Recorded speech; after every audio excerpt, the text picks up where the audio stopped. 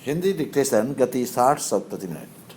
साहित्य और समाज का इस अर्थ में अन्योन्याश्रित संबंध है कि दोनों की रचना मनुष्य द्वारा मनुष्य के लिए होती है।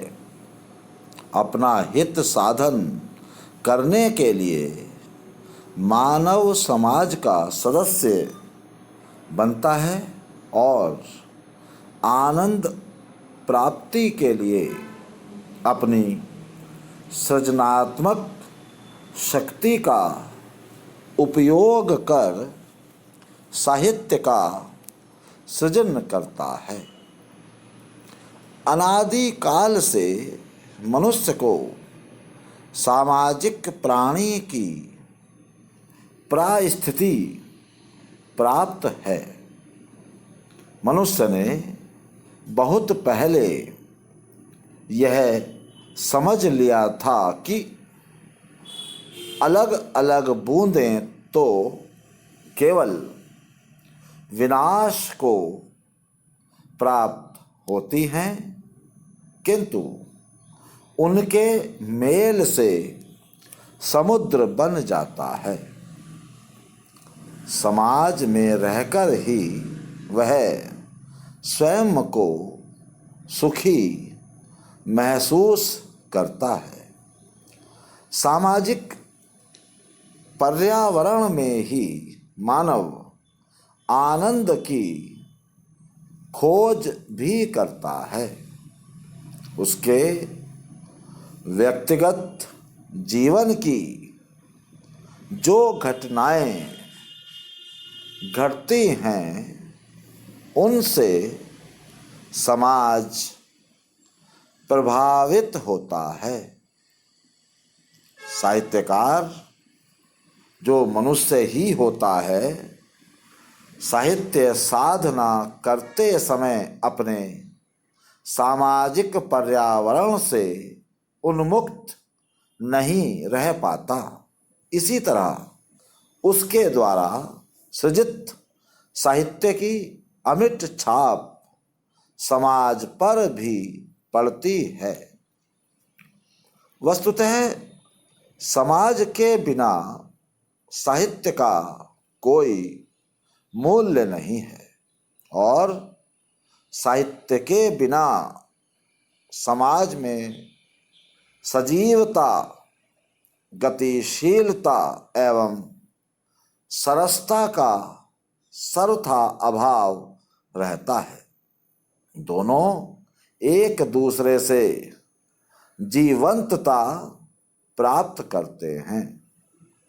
समाज पुरुषों, स्त्रियों और बच्चों का वह स्थायी एवं सतत रूप से चलने वाला समूह है जिसमें लोग स्वतंत्र रूप से अपने सांस्कृतिक स्तर पर अपनी जाति को जीवित और कायम रखने में समर्थ हो सकें। यह किन्हीं संबंधों या व्यवहार के तरीकों पर संगठित होता है। सारे समाज में इतनी एकता होती है कि यदि इसके एक भाग में कोई बात हो तो उसका प्रभाव निश्चय ही शेष सारे भागों पर पड़ता है।